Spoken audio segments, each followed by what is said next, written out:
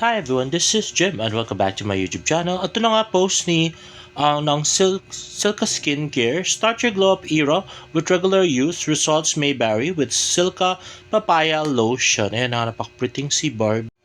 Hey Silka ladies, hindi pwedeng dry ang skin this year. Keep it glowing and ready to slay with Silka Papaya Lotion. With regular use, results may vary. Ayan na nga, kung gusto niyo maging kutis artista kagaya ni Miss Barbie Fortesa, please use Silka. At next ay, nirepost nga ni Miss Barbie Fortesa, I'm starting to get why people sit alone in coffee shop for hours. It's healing. Grabe, pang single. Do, di ba? Ay, naku, tapos sasabihin nila may jowa, no? Parang kalokohan talaga sila, Pikwa. Anyway, next. Next is another repost by Miss Barbie Fortesa. The paradox of long distance running is also the most important mental skill to master. It's the skill of holding back when you feel good and holding on when you want to stop. Ayan. At next, another Instagram story by Barbie Fortesa watching RIP. At the next naman is post ng Ikaw Lang Sapat Na BB with 3 movie directors. Ayan na nga, Barbie Fortesa with Sunny Calvento, Miko Baldosa, at Direk Arden Rod. Ayan na, Instagram story ni Miss Barbie Fortesa. Mukhang isa nga to sa 4 na movie ni Barbie Fortesa for this year, 2026. At nagpost nga si Direk Nico, still feels unreal, excited and honored to finally be working with Barbara Fortesa. Sabi naman ni Barbie, pleasure's all mine, Direk. O, diba? At ito yung interview ni Direk Nico. Let's watch this. Siya po yung nakita ko lang na parang feel ko kaya dalhin yung istorya. But, may mga options pa din naman kami. Pero first lang talaga pumasok sa namin si Miss Park. Pero, best actress naman si Barbie, so no doubt. Yes. So, yun. Parang feel ko naman kaya niya if ever man na ma-close yung deal and then siya yung makuha namin. Yeah. Pero going back kay Barbie, anong meron si Barbie? Bakit? Yung charming kasi siya eh. Cute siya. Tapos yung pagiging kalong niya on screen, yung character namin parang baliw-baliwan to eh. Like, sobrang random na sharing.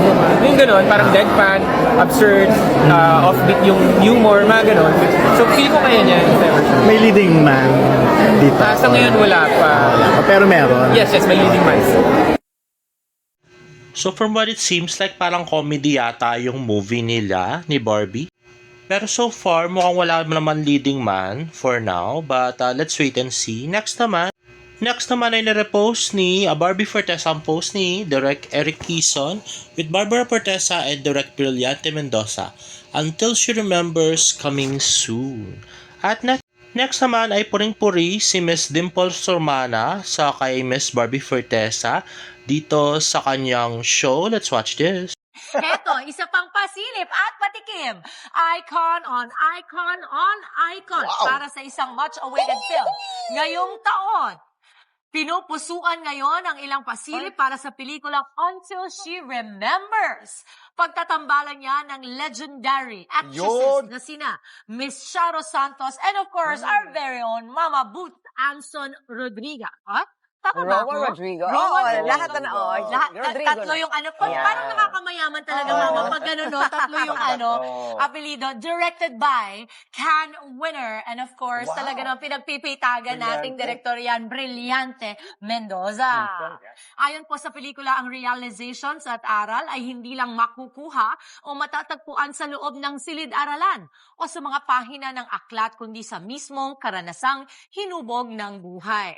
Kasama rin po sa pelikulang ito, si Barbie Fortesa, Angel Aquino, at of course, Albert Martinez. Mapapanood na nga po ang iconic movie na ito sa February 25, 2026, a post-Valentine film. Kaabang-abang po yan. Shout out, Mama Boots. Nagulat ka ba, Mama? Kaya binanggit ko na. Actually, napanood ko na yan. Sumama ako sa kanila. Special screening. Siningit ko talaga yung sarili ko doon sa private screening nilang nung cast. Yes, Oo. So, ito, sasabi ko lang, ito yung isang pelikulang hindi nyo pa napapanood.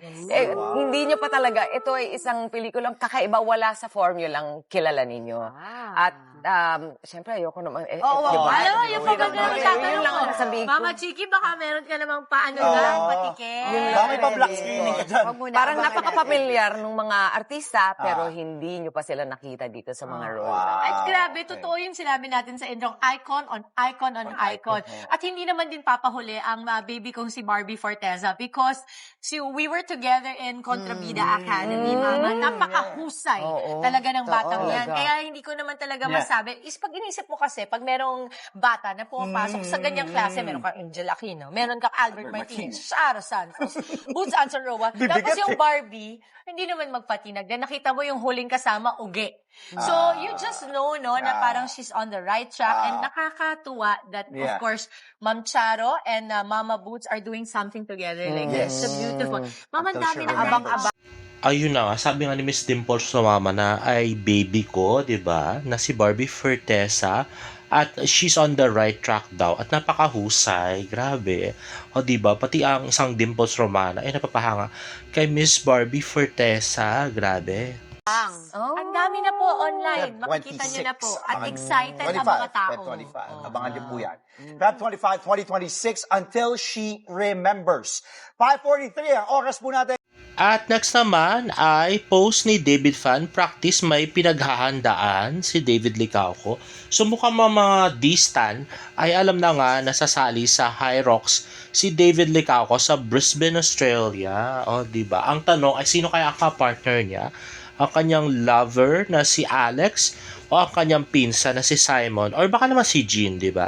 At todo-todo nga ang pagtitraining ni David Licauco, ayan, Men's Pro Sled Push ni David Licauco. At next naman ay ang mga fake news nga ni Pikwa, no? Grabe.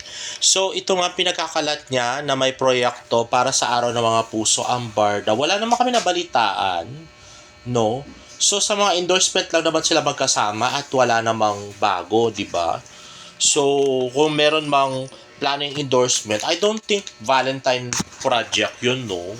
Parang wala namang sinabi, no? So, abangan na lang natin yung sa endorsement lang nila. Pero, with regards to project together, wala talaga naka-line up. Tapos yung pinagkakalat pa ni Pikwa na may pinagbitingan daw ang Barda at Jeme. Hindi po totoo yan. Wala pong pinagbitingan, no? Kasi wala naman nga silang project together. Ganito kasi yan. Ang priority kasi ngayon ay ang Never Say Die. So, kung magkakaroon man ng project ang Barda, baka end of year or next year na kung sakali. Pero wala nga naka-line up talaga. So, ang bagong update ngayon, meron ng binubuo na yung concept para doon sa teleserye ni Miss Barbie Forteza na gagawin niya late this year. Siguro mga December na yon. So, very late this year na gagawin ni Miss Barbie Forteza kasi isisingit siya doon sa naka-line up nga na 4 movies ni Miss Barbie Forteza.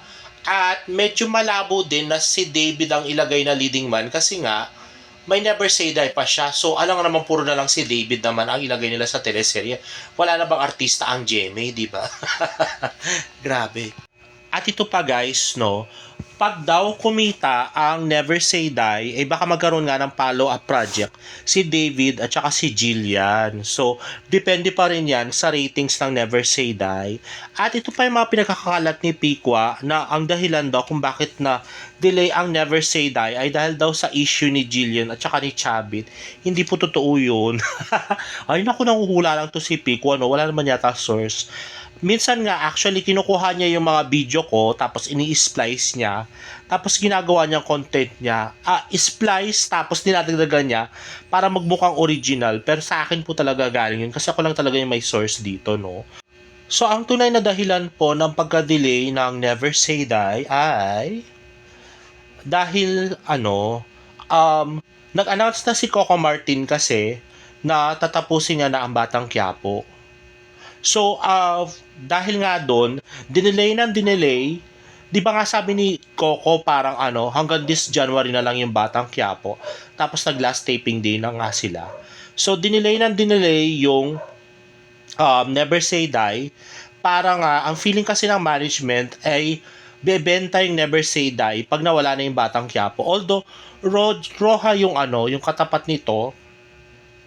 Pero feeling nga nila, pag wala yung Batang Quiapo, maraming lilipat at manunood nga ng Never Say Die. Ganun yun, no? Hindi po, wala pong kinalaman yung issue ni Jillian at saka ni Chavit. Kasi unang-una, hindi naman po ito kinagat ng mga masa.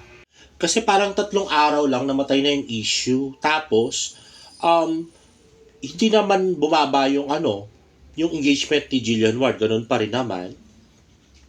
Alam nyo, pag nadidelay ang isang show dahil sa issue, nangyayari lang yun pag halimbawa talagang sobrang negative nung balita do sa artista, tapos bumaba yung engagement niya, kumonti yung followers niya, ganun. Wala naman pong ganung pangyayari kay Miss Jillian Ward. So, hindi po affected si Jillian Ward at ang show. At hindi po totoo ang pinagkakalat ni Pikwa na dahil sa issue kay Jillian at saka kay Chavit, kaya raw na-delay ang Never Say Die. Hindi po totoo yun. So, ang totoo po niyan ay yun nga ang Batang Quiapo. So, yun ang pinakamalaking threat ng GMA sa mga shows nila. Kaya, hinintay muna nilang matapos kasi nga nabalitaan nila, tatapusan nila ni Coco Martin this January. Tapos, doon nila palalabas yung Never Say Die. Grabe, ewan ko nga ba kung saan pinagkukuha ni Pikwa yung mga niya, yung mga binabalita niya. Ang kapal na mukhang magbalita at may pa-subscription fee pa sa channel niya. Mali-mali naman yung binabalita. Grabe, no? Ang kapal na mukha nun para lang kumita. Anyway, guys, if you like this video, please give it a thumbs up and please subscribe to my YouTube channel for more Barda updates. See you in my next vlog. Bye!